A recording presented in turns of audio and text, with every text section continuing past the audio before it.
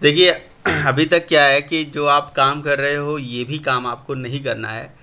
लेकिन अगर मैं अभी बताता हूँ तो थोड़ा आपके लिए मतलब ये फाइनल चीज़ हो जाएगा, और इसी तरह से आपको काम करना होगा, आगे चल के आपको पता चल जाएगा। तो अगर आप चाहो तो मैं बता सकता हूँ, या चाहो तो मैं अभी, मुझे आपको बहुत सारा चीज़ बताना, जैसे जेएसपी कैसे काम करती है, जेएसपी से सर्वलेट लाइफ साइकिल क्या है, जेएसपी से जनरेट सर्वलेट कहाँ पे है, उसकी क्या एपीआईज हैं, ये सब कुछ थियोरेटिकल चीज़ें हैं जो अभी और हमें डिस्कस करना है। सर अब मैं बताऊँ सर, पहले वो बता दो, मतलब स्टैंड तरीका। स्टैंडर्ड तरीका बता दें? हाँ, क्योंकि स्टैंडर्ड सर तरीका, समझ पड़ेंगे। हाँ, जो फाइनल जाके करना है वही कर लो, ठीक है, कोई दिक्कत नहीं है। मतलब डायरेक्टली जेएसपी में जाके, हाँ, मेन मतलब आपका यही तरीका होगा, प्रोजेक्ट इसी पे ही बनेगा आपका, इसी पे ही काम करना चाहिए। तो स्टैंडर्ड तरीका ये है। देखिए क्या है स्टैंडर्ड तरीका, मैंने लिख दिया जेएसपी, है ना, फाइनल प्रोजेक्ट, ठीक है। जेएसपी फाइनल प्रोजेक्ट हमने बना लिया।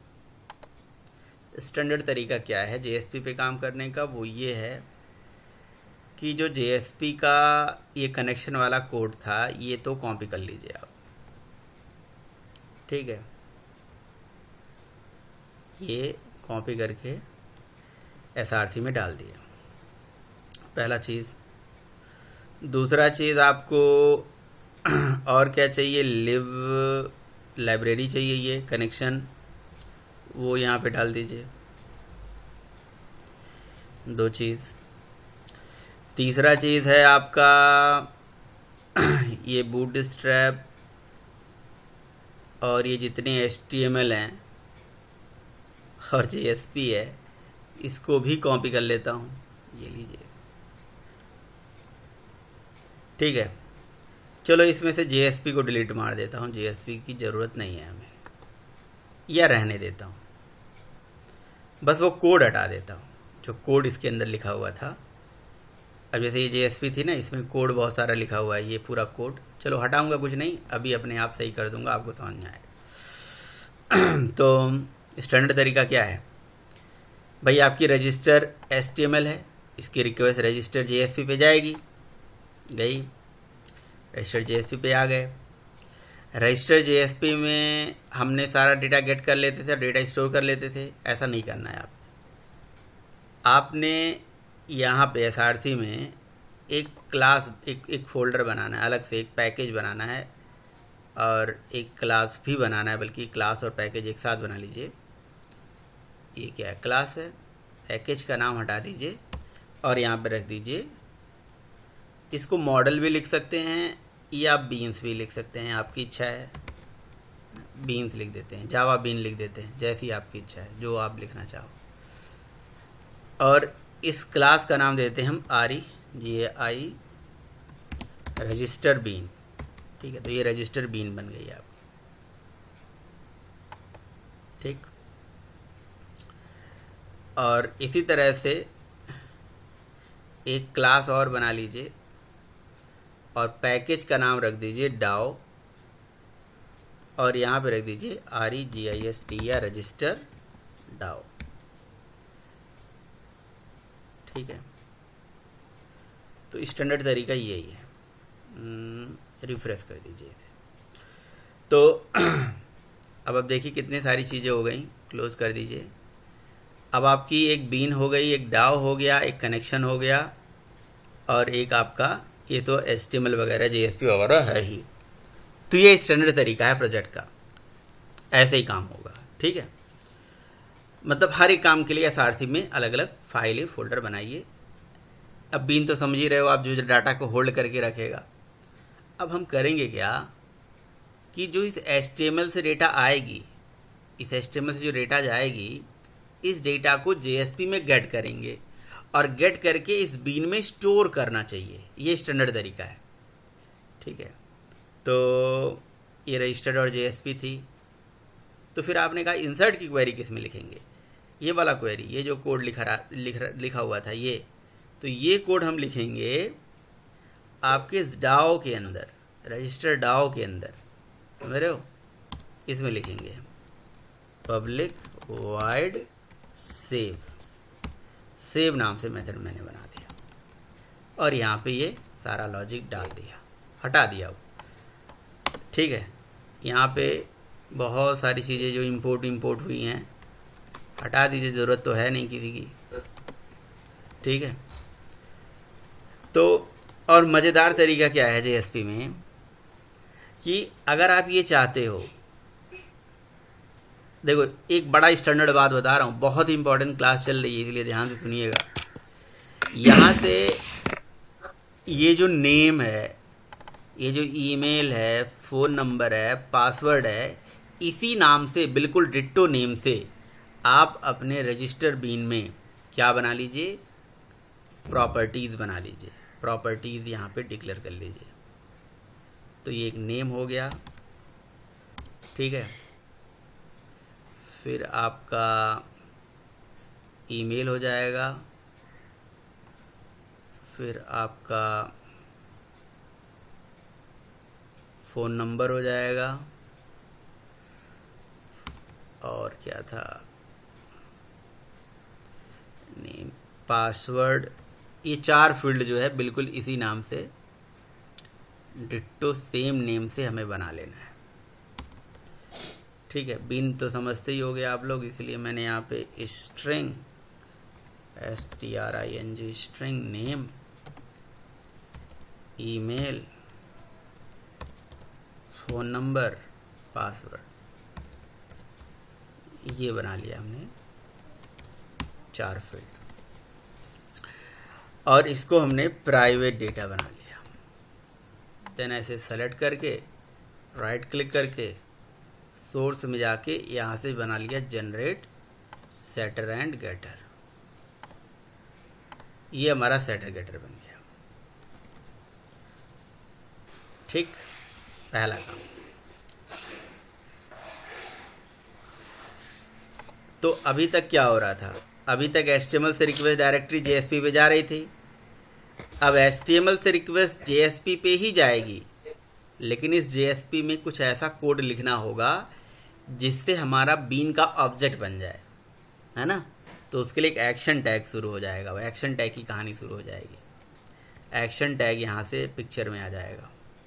तो JSP:use bean करके एक एक्शन टैग होता है, और यूज बीन टैग का काम होता है कि भाई आपके बीन का ऑब्जेक्ट बनाना, यानी कि ये बीन क्लास का ऑब्जेक्ट खुद ही बना देगा, है ना, मज़ेदार चीज़।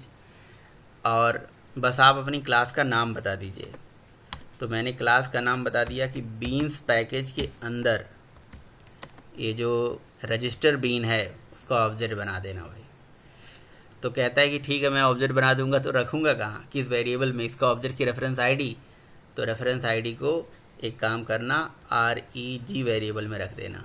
ठीक है, तो वो रख देगा। ये सिंगल टैग कितने ज़बरदस्त टैग है, देख रहे हो। ये आपको सर्वलेट में नहीं मिलेगा, ये सर्वलेट में टैग नहीं मिलेगा, सर्वलेट में ये चीज़ नहीं मिलेगी।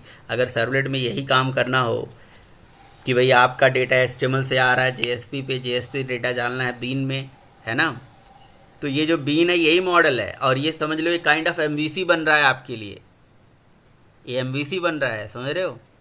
MVC आर्किटेक्चर को हम इम्प्लीमेंट कर रहे हैं, जिसमें मॉडल मतलब बीन, व्यू मतलब JSP, और डाउ मतलब कंट्रोलर, एक काइंड ऑफ डाउ कोई कंट्रोलर भी बोल सकते हैं, क्योंकि वहाँ पे इंसर्शन वगैरह का लॉज, वैसे कंट्रोलर अलग बनता है कहीं। ठीक है,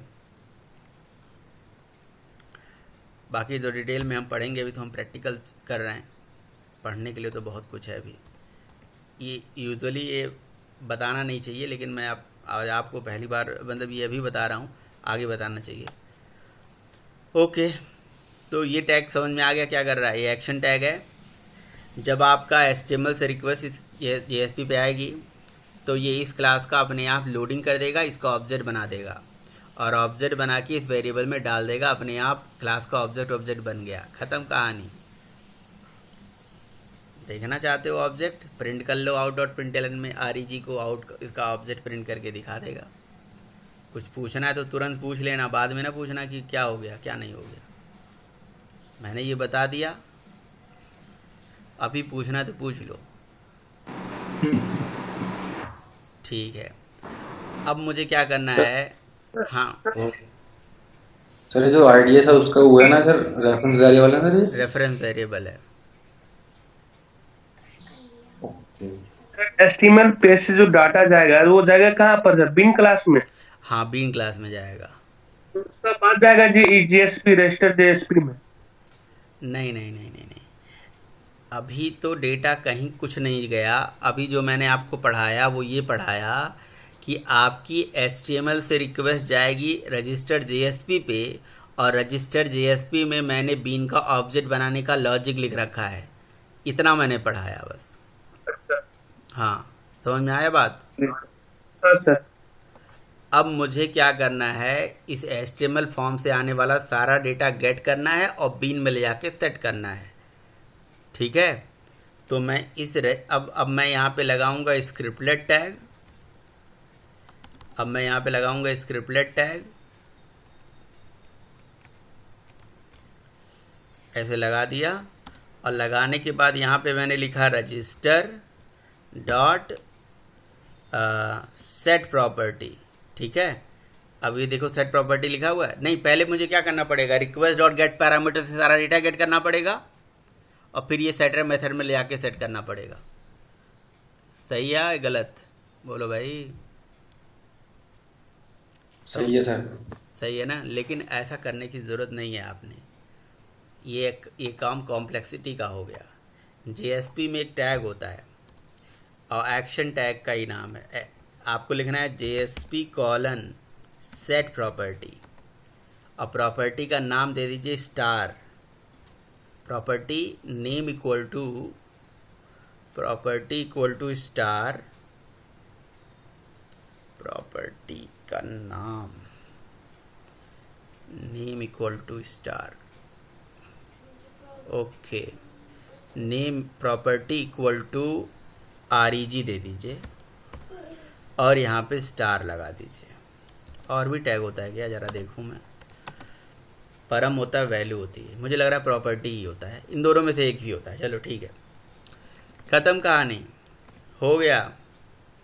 पता क्या हो गया, इस टैग लगाने से बीन का ऑब्जेक्ट बन जाएगा और इस टैग लगाने से HTML फॉर्म से डेटा गेट भी हो जाएगी और बीन में जाके सेट भी हो जाएगी। कुछ भी नहीं करना है, कुछ भी नहीं करना है भाई। न रिक्वेस्ट डॉट गेट पैरामीटर चलाना है, न सेट पैरामीटर चलाना है, कुछ भी नहीं। न सेट मेथड कॉल करना है, न गेटर पैरामीटर चलाना है। सब हो गया, सब काम हो गया। बीन में जाके सारा डेटा सेट हो गया, है ना। सर तो जबरदस्त बहुत है, बढ़िया। बहुत आईडी बढ़िया। में सर वो आईडी का रेफरेंस वेरिएबल डाला ना?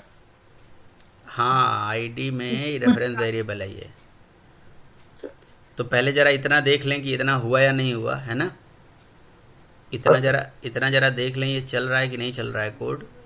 और जब भी आप प्रोजेक्ट बनाएंगे तो ऐसे ही काम करेंगे कि मतलब एक एक करके चला के देख लेंगे कि ये डेटा मतलब गेट हुआ या नहीं, सेट हुआ या नहीं। मैं एक काम करता हूँ ना, सारे सेटर मेथड में SOP लगा देता हूँ, है ना। सेटर मेथड में SOP लगा देता हूँ, इससे मैं ताकि जान पाऊँ कि हमारा सारा डेटा यहाँ सेट हो रहा है या नहीं। समझ रहे हो ना।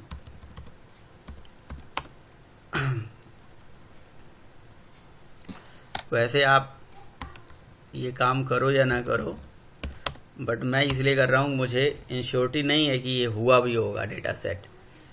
ठीक है, और यहाँ पे ये कोड वोड पता नहीं क्या लिखा है, एरर आ रहा है। कमेंट कर दो सारा। अभी भी एरर आ रहा है, क्यों भाई, क्यों नाराज हो रहा है।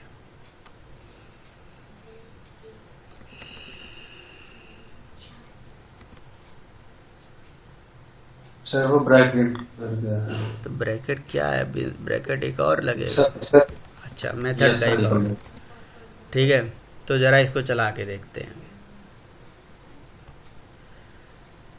तो यही मैं कह रहा था कि ये काम आसान करता है, कठिन नहीं करता है, काम आसान बनाता है, और कुछ नहीं है JSP।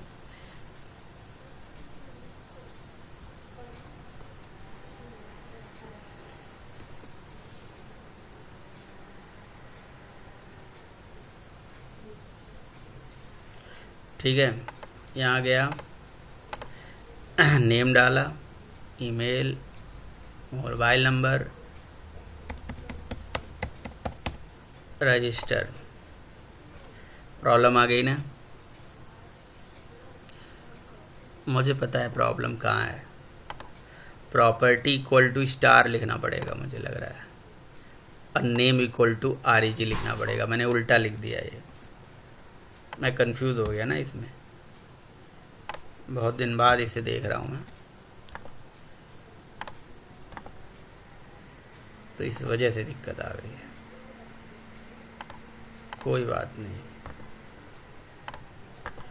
टर्मिनेट कर दीजिए। तो फाइनल जो तरीका होगा JSP में यही होगा।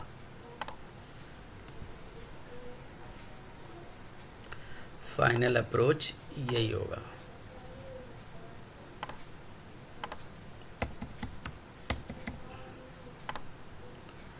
ठीक है, ये ब्लैंक पेज आ गया।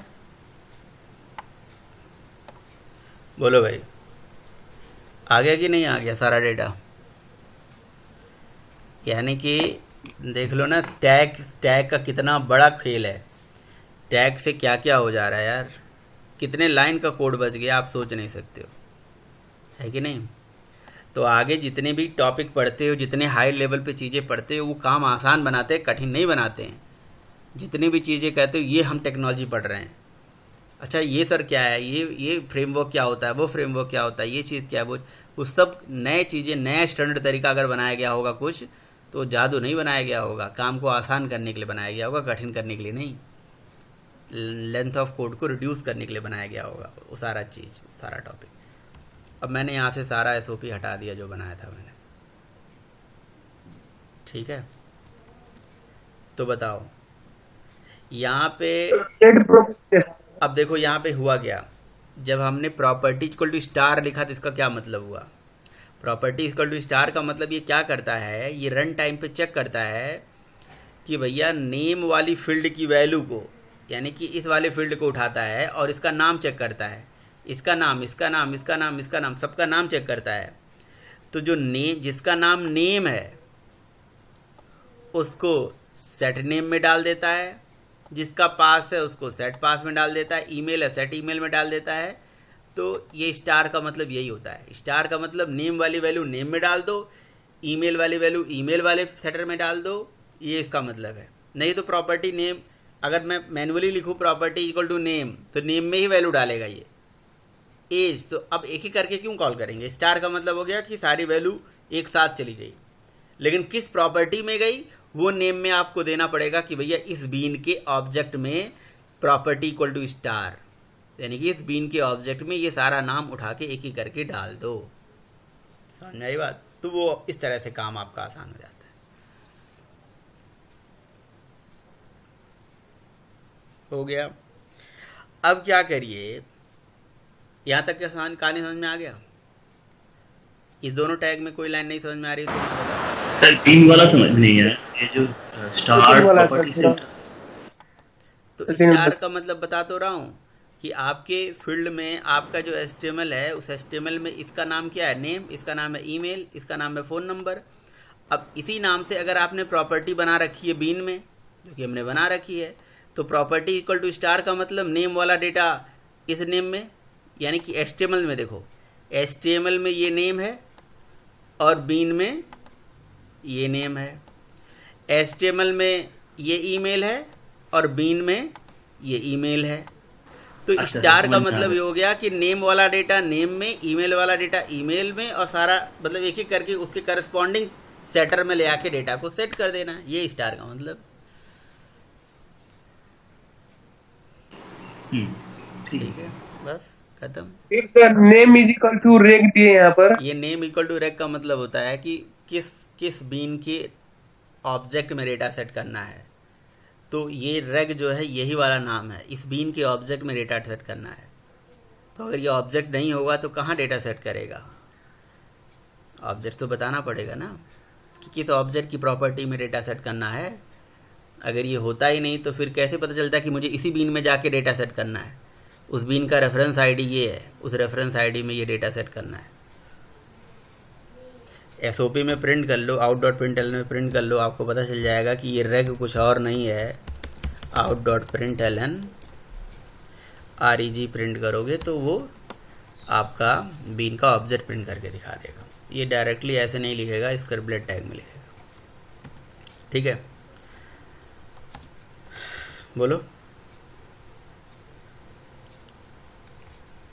ठीक है, तो अब क्या करना होगा, यानी HTML से डेटा आई JSP से डेटा चली गई बीन में सेट हो गई है, बीन में डेटा होल्ड हो चुकी है।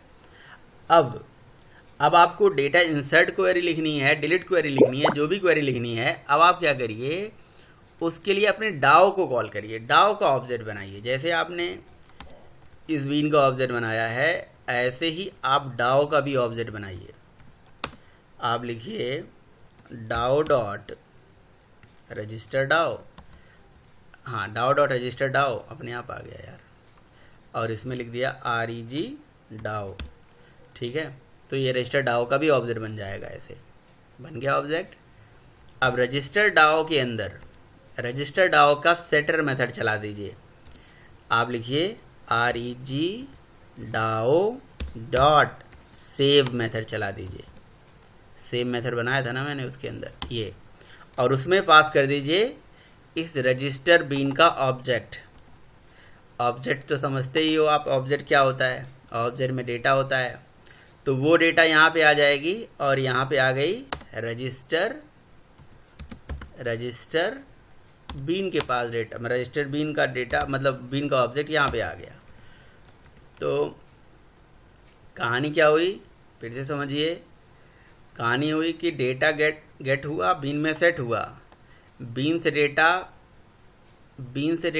में डेटा सेट हो चुका है, तो अब बीन से ही डेटा निकालेंगे ना, तो इसीलिए मैंने बीन का ऑब्जेक्ट यहाँ पे भेज दिया। ये प्रिंट कराने की ज़रूरत है, मैं हटा देता हूँ, वो आप प्रिंट करा के देख लेना, प्रिंट होता है, उसमें कोई दिक्कत नहीं। तो यहाँ तक का कोड समझ में आया नहीं आया? भाई मैंने क्या किया, डेटा गेट करके बीन में डाला, बीन का ऑब्जेक्ट बनाया, बीन में सेट किया, और बीन के बाद डाओ का ऑब्जेक्ट बना लिया, और डाओ के अंदर रजिस्टर बीन का ऑब्जेक्ट पास करा दिया। पर सर यहाँ पर सर आपने यू लिखा है यूज बीन, सर यहाँ पर डाओ वगैरह। अरे भैया यूज बीन एक टैग का नाम है, this is action tag of JSP, जिसका काम होता है किसी बीन का ऑब्जेक्ट बनाना। तो यूज बीन जो टैग है वो बीन का ऑब्जेक्ट बनाता है, और बीन मतलब किसी भी क्लास का ऑब्जेक्ट बनाता है, ऐसे समझ लो। चाहे वो बीन हो, चाहे डाव हो, चाहे DT हो, चाहे हाथी हो, चाहे घोड़ा, सबका ऑब्जेक्ट बना देगा वो। ऐसा नहीं है कि ये इसको हम DTO क्यों बोल रहे हैं, इसको बीन क्यों बोल रहे हैं, आप समझ सकते हो, क्योंकि इसमें डेटा डाव इसे ही बोल रहे हैं कि इसको डाटा एक्सेस ऑब्जेक्ट, इसमें डेटा की एक्सेसिंग की कोडिंग करी जा रही है, इसलिए, है ना। क्या कह रहे हो? क्लास का भी ऑब्जेक्ट बना सकते हैं ना यूज बिन करके। किसका? यूज बिन टैग यूज करके एक नॉर्मल क्लास का ऑब्जेक्ट। बिल्कुल बिल्कुल बिल्कुल, किसी भी क्लास का ऑब्जेक्ट बना सकते हैं। ये यूज बिन एक टैग है, लेकिन स्पेशली ये बीन का ऑब्जेक्ट बनाने के लिए बनाया गया है, बट किसी का भी ऑब्जेक्ट बना सकते हो आप, डजेंट मैटर।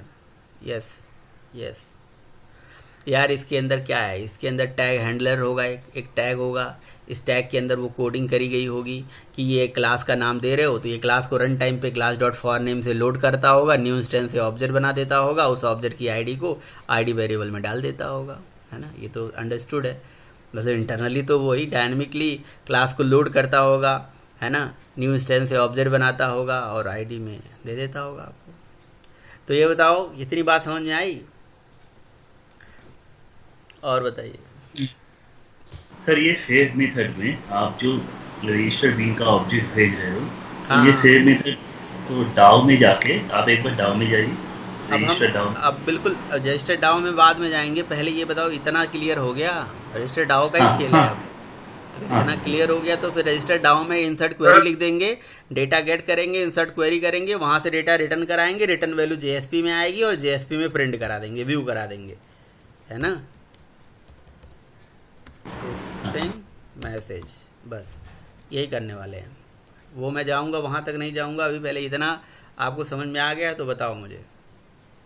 और डाओ में बीन का ऑब्जेक्ट इसलिए ले गया ताकि डेटा तो वहीं पे है ना, फिर उसके गेटर मेथड से डेटा निकाल लूँगा मैं एक एक करके। वहाँ जाऊँगा मैं, लेकिन पहले इतना यहाँ तक फिर नहीं आऊँगा।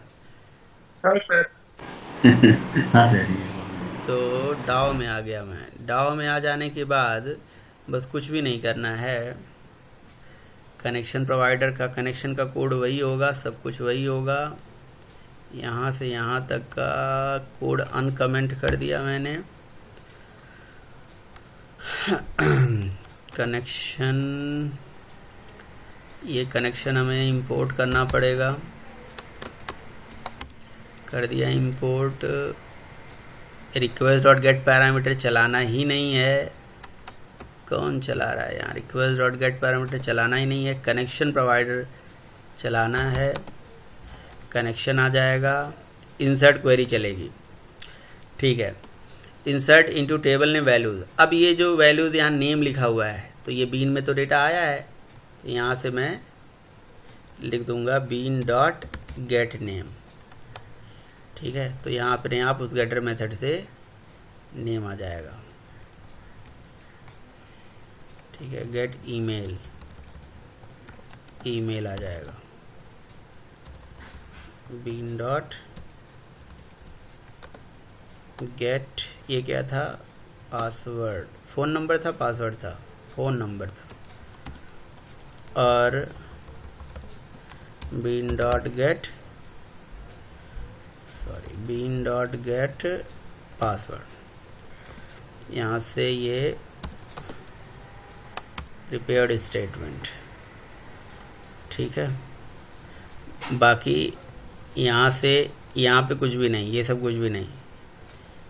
यहाँ से वैल्यू रिटर्न करा देंगे, यहाँ पे कुछ भी नहीं, नथिंग। ये कोड यहाँ से हटाइए, ये कोड JSP में लगाना होगा हमें, ये JSP में लगाएंगे, यहाँ पे कोड लगाएंगे। ठीक है, यहाँ से रिटर्न करा दीजिए सक्सेस। ठीक है, और नहीं तो यहाँ से रिटर्न करा दीजिए फेल। ये आपने रिटर्न कराओगे यहाँ से वैल्यू कुछ, फेल। और इस मेथड का रिटर्न टाइप दे दीजिए आप स्ट्रिंग टाइप का।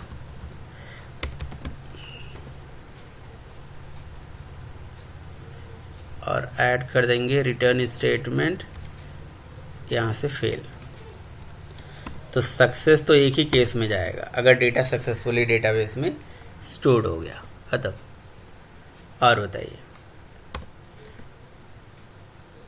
बढ़िया। ठीक है, तो यही सेम चीज़ मैंने, अगर आपको याद हो तो मैंने जब AWT पढ़ाया था तो आपको बताया था, उस केस में भी मैंने बीन वीन डाओ वो बता रहा था उस टाइम पे भी। बस यही था कि वो वहाँ पे थोड़ा वेब नहीं था, ये वेब में वही चीज़ इम्प्लीमेंट हो रही है। यही सेम चीज़ आपके API में भी इम्प्लीमेंट हो सकती है, API बनाओगे वहाँ पे भी इम्प्लीमेंट हो जाएगी। ये फिर डाओ में मैं जो डेटा के यूज करूंगा वही डेटा को रखूंगा, मतलब सॉरी बीन में मैं जो डेटा यूज होगा, जितनी डेटा बीन में वो रहेगा, और डाओ में मेरा इम्प्लीमेंटेशन रहेगा। हाँ बिल्कुल, इम्प्लीमेंटेशन होगा। इफ़ MSG डॉट इक्वल्स, अब यहाँ पे हम कंपेयर कर लेंगे, अगर सक्सेस होगा तो भैया ये रिक्वेस्ट डिस्पैचर के थ्रू है ना, ये इस पेज पे रिडायरेक्ट हो जाएगा।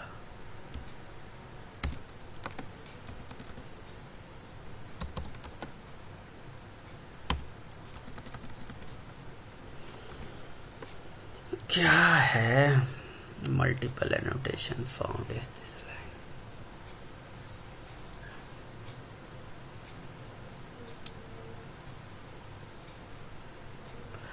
अरे कोई बात नहीं है, ज़्यादा नाराज करोगे तो कुछ और इसमें कर देंगे हम, हटा ही देंगे इसको। लो, अगर ये मैसेज सक्सेस है, ठीक है, तो यहाँ पे एक टैग होता है, एक्शन टैग ही होता है, जिसका नाम है JSP:forward। लो, ख़त्म। वेलकम डॉट JSP, बस ये अपने आप वेलकम डॉट JSP पहुँच जाएगा। तो ये फॉरवर्ड रिक्वेस्ट डिस्पैचर का फॉरवर्ड ही है, रिक्वेस्ट डिस्पैचर का फॉरवर्ड है ये, फॉरवर्ड मेथड, और ये फॉरवर्ड एक्शन टैग। तो JSP में देख रहे हो कोई कोड लिखा हुआ है ज़्यादा, JSP को देख के कोई ये पता नहीं लगा पाएगा इसमें कौन सा कोड लिखा है कौन सा कोड नहीं लिखा है, कुछ भी नहीं।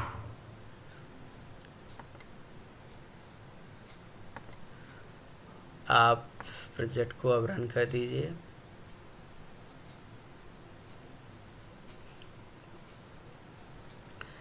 अगर वेलकम पेज पे पहुंच गया तो डेटा स्टोर हो ही जाएगा, ये मैं मान के चल रहा हूँ, क्योंकि मैं देखने नहीं जाऊँगा डेटाबेस खोल के कि भैया डेटा गया नहीं गया। रजिस्टर से रजिस्टर JSP पे गया, कह रहा है कि भाई the original did not welcome page, कुछ एरर आ गया ना, यहाँ पे कुछ एरर आ गया। ऐसा क्यों भाई, वेलकम है ही नहीं क्या? अच्छा W कैपिटल है यार, सॉरी ये W कैपिटल है, ये कैपिटल स्मॉल का पंगा आ गया और कोई बात नहीं थी, बाकी सब सही था, ये सब कुछ सही था, ठीक है, और कोई दिक्कत नहीं थी।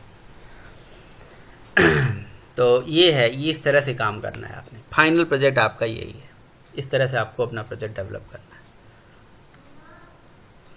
अच्छा, जिस तरह से मैंने ये रजिस्ट्रेशन के लिए बनाया बिल्कुल डिट्टो ऐसे लॉगिन का बीन अलग बनेगा, लॉगिन का डाओ अलग बनेगा, लॉगिन का बीन अलग होगा, लॉगिन का डाओ अलग होगा, लॉगिन बीन अलग, लॉगिन डाओ अलग, लॉगिन के लिए पेज भी अलग हो जाएगा। बस यही कहानी है। अब इसी पैटर्न को फॉलो